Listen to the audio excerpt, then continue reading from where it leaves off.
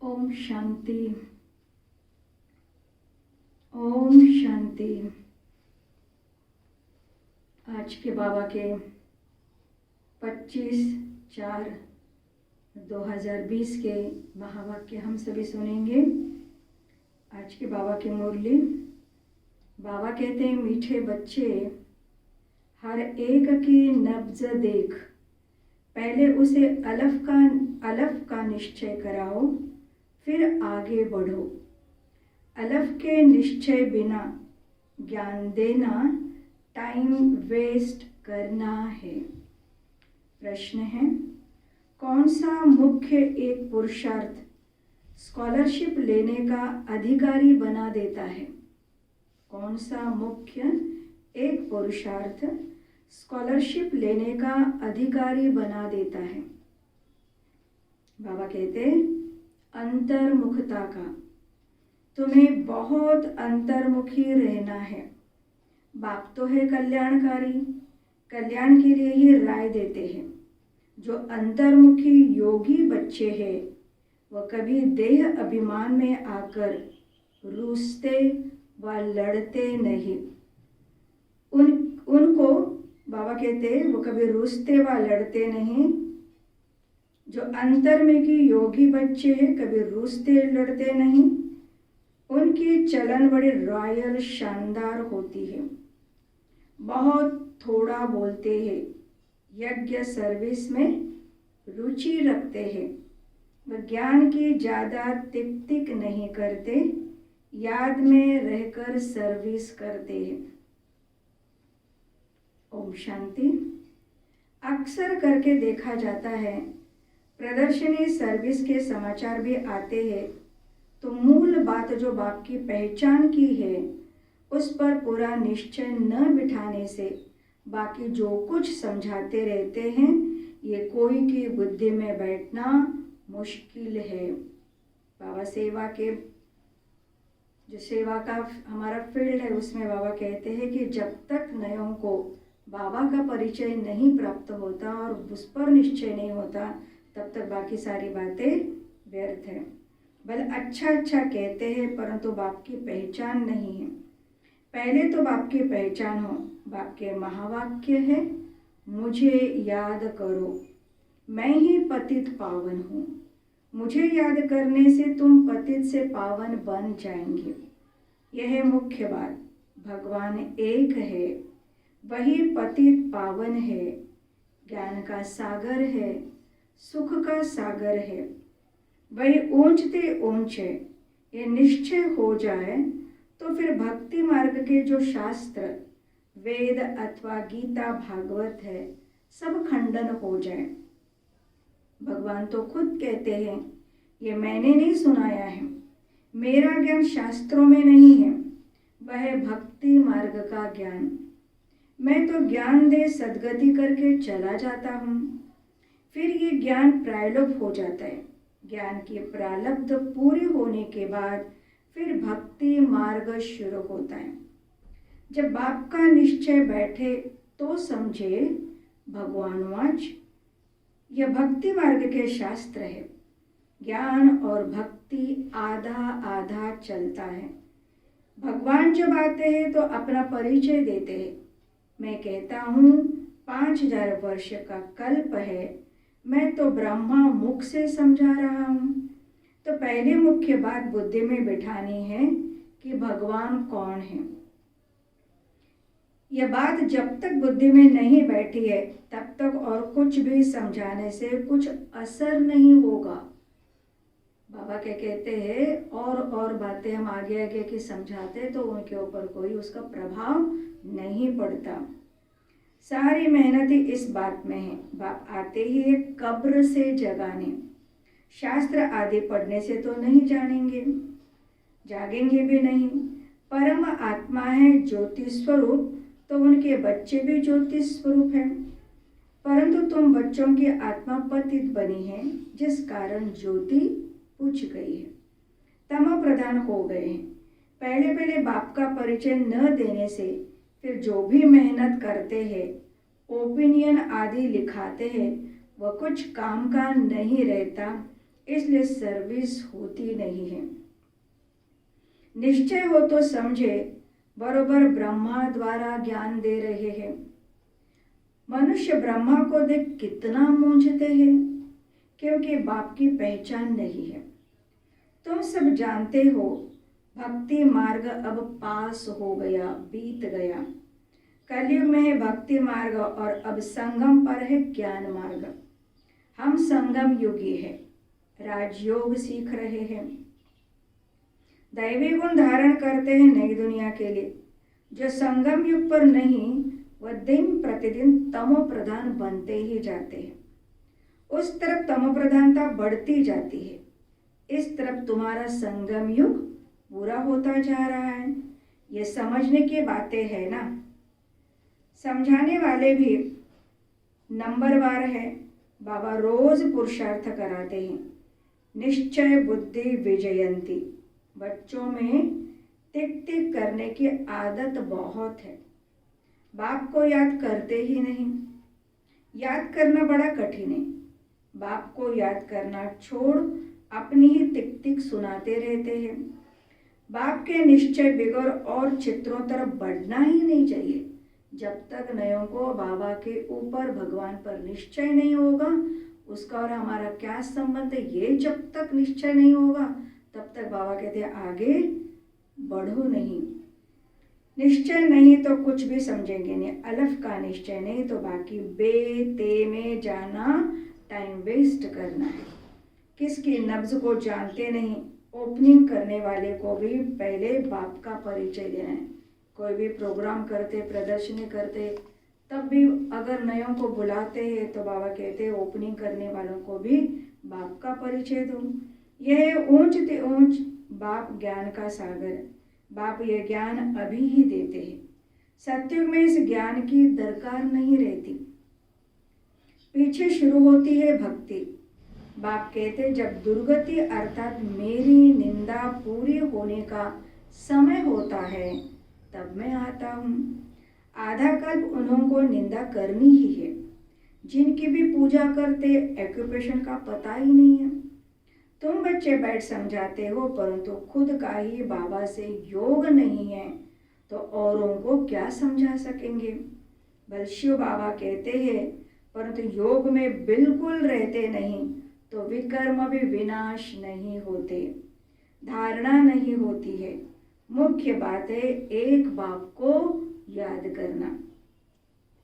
जो बच्चे ज्ञानी तो आत्मा के साथ साथ योगी नहीं बनते हैं उनमें देह अभिमान का अंश जरूर होगा। योग के बगैर समझाना कोई काम का नहीं है। फिर देह अभिमान में आकर किसी न किसी को तंग करते रहेंगे।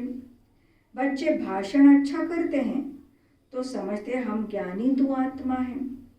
बाबा कहते ज्ञानी तो आत्मा तो हो परंतु योग कम है। योग पर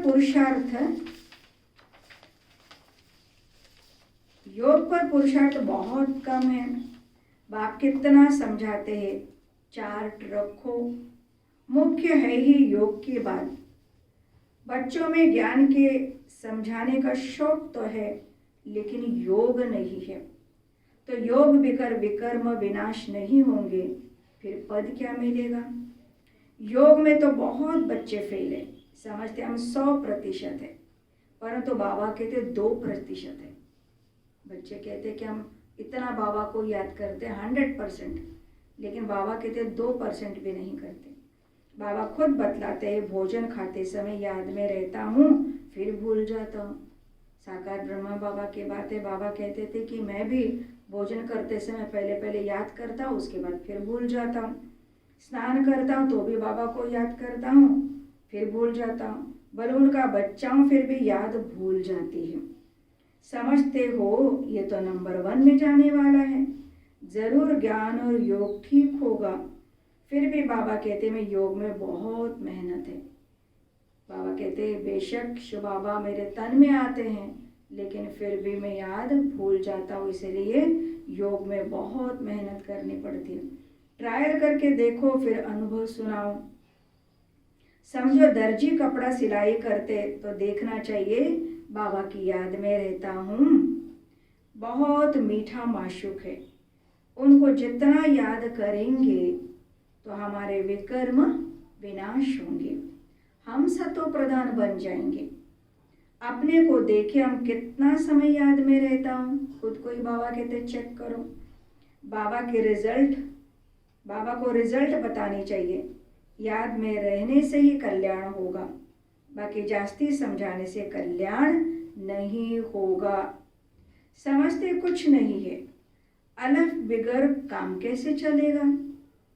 एक अलफ का पता नहीं बाकी तो बिंदी बिंदी हो जाती। अलफ के साथ बिंदी देने से फायदा होता है। योग नहीं तो सारा दिन टाइम वेस्ट करते रहते हैं। बाप को तो तरस पड़ता है, ये क्या पद पाएंगे। तकदीर में नहीं है तो बाप भी क्या करे।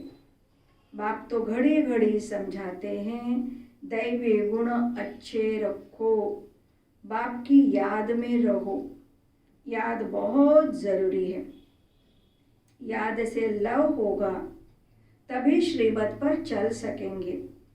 प्रजा तो ढेर बननी है, तुम यहाँ आए ही हो यह लक्ष्मी नारायण बनने। इसमें मेहनत है।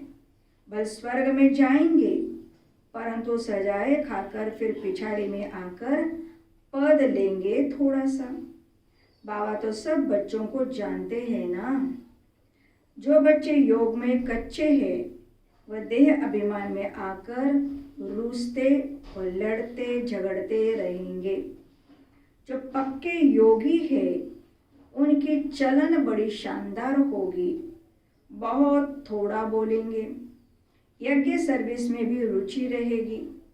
यज्ञ सर्विस में हड्डियां भी चली जाए ऐसे ऐसे कोई है भी, परंतु बाबा कहते याद में जास्ती रहो तो बाप से लव होगा और खुशी में रहेंगे। बाप कहते मैं भारत खंड में ही आता हूँ और किसी खंड में नहीं आता। बाबा भारत खंड में आते, भारत को ही आकर ऊंचा बनाता हूँ। सत्य में तो विश्व के मालिक थे, सदगति में थे, फिर दुर्गति किसने की? बाबा ने तो आकर के हमको कितना ऊंचा चढ़ाया, कितनी सदगति की, फिर भी दुर्गति की ओर गए। तो किसने दुर्गति की? तो बच्चों ने कहा रावण ने। कब शुरू हुई? द्वापर से। आधा कल्प लिए सदगति 1 सेकंड में पाते हो, 21 जन्मों का वर्षा पा लेते हो। तो जब भी कोई अच्छा आदमी आए तो पहले पहले उनको बाप का परिचय दो। बाबा कहते बच्चे इस ज्ञान से ही तुम्हारी सदगति होगी।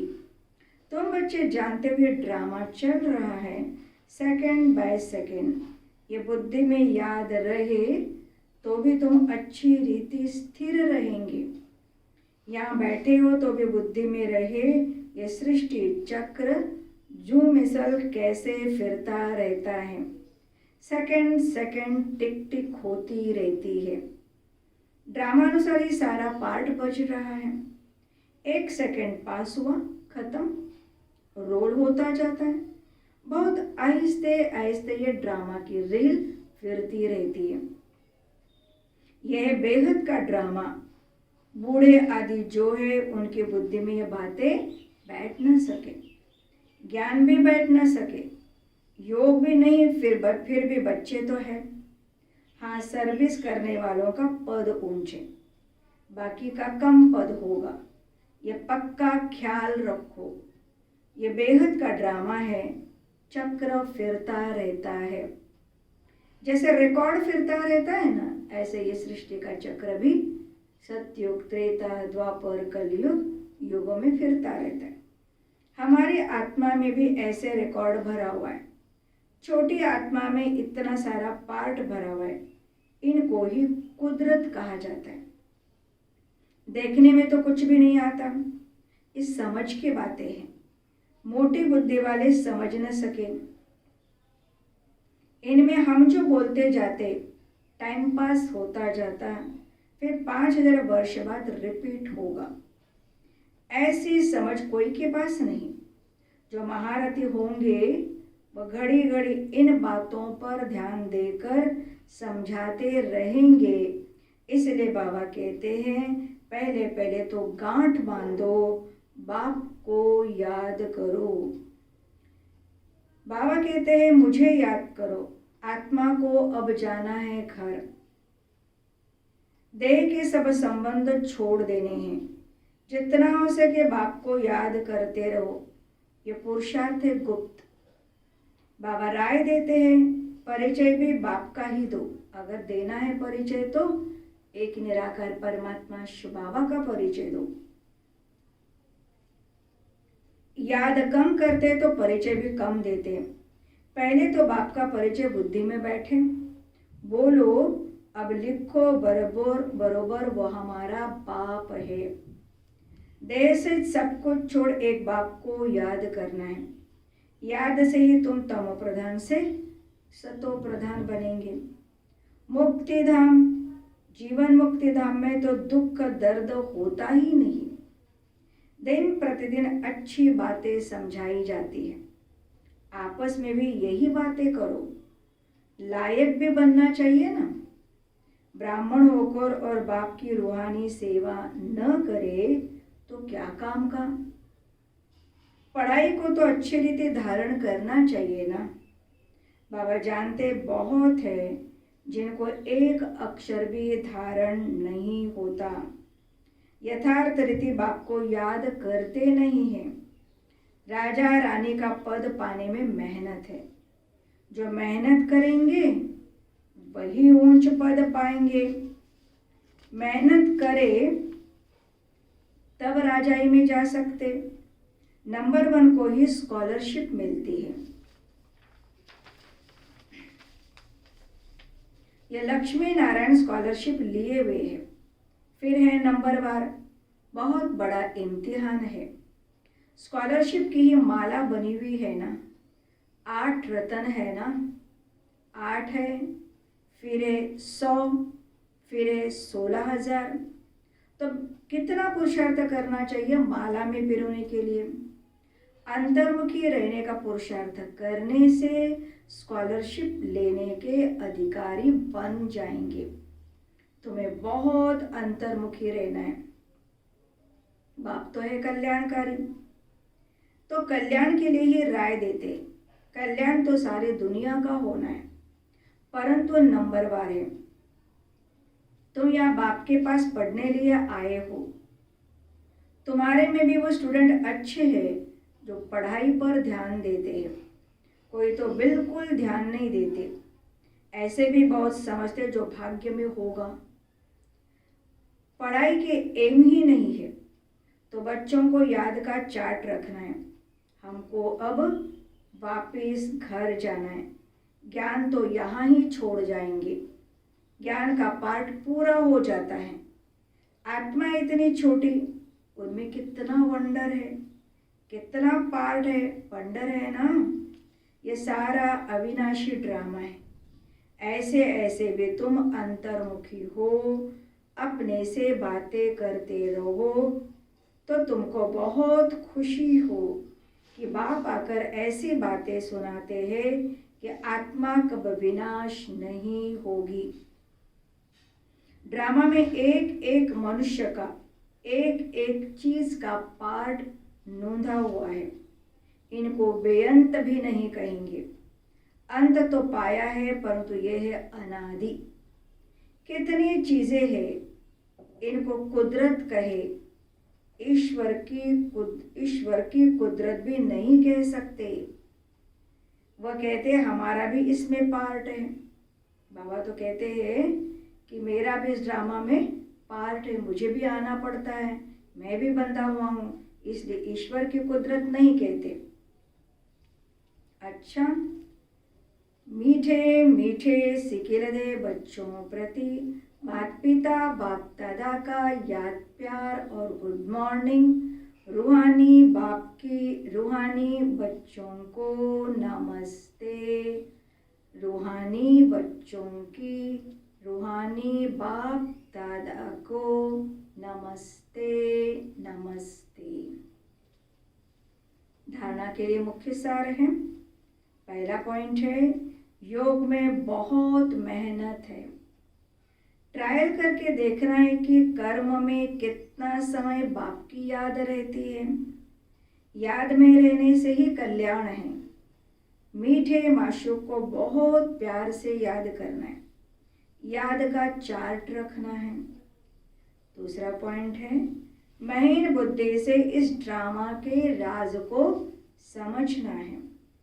ये बहुत बहुत कल्याणकारी ड्रामा है। हम जो बोलते वो करते हैं, वह फिर 5000 वर्ष बाद रिपीट होगा। इसे यथार्थ समझ खुशी में रहना है। आज का वरदान है, आपस में स्नेह की लेन देन द्वारा सर्व को सहयोगी बनाने वाले सफलता मूर्त भव। आपस में स्नेह की लेन देन द्वारा सर्व को सहयोगी बनाने वाले सफलता मूर्त भव। बाबा कहते अभी ज्ञान देने और लेने की स्टेज पास की बीत गई। अब स्नेह की लेन देन करो। जो भी सामने आए, संबंध में आए, तो स्नेह देना और लेना है। इसको कहा जाता है सर्व के स्नेही व लवली। ज्ञान दान अज्ञानियों को करना है, लेकिन ब्राह्मण परिवार में इस दान के महादानी बनो। संकल्प में भी किसके प्रति स्नेह के सिवाय और कोई उत्पत्ति न हो।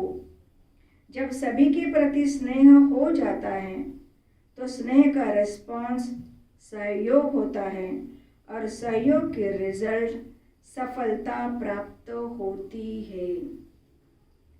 आज का स्लोगन है, 1 सेकेंड में व्यर्थ संकल्पों पर फुल स्टॉप लगा दो, यही तीव्र पुरुषार्थ है। 1 सेकेंड में व्यर्थ संकल्पों पर फुल स्टॉप लगा दो, अर्थात बिंदी लगा दो, यही तीव्र पुरुषार्थ है। अच्छा, ओम शांति, ओम शांति।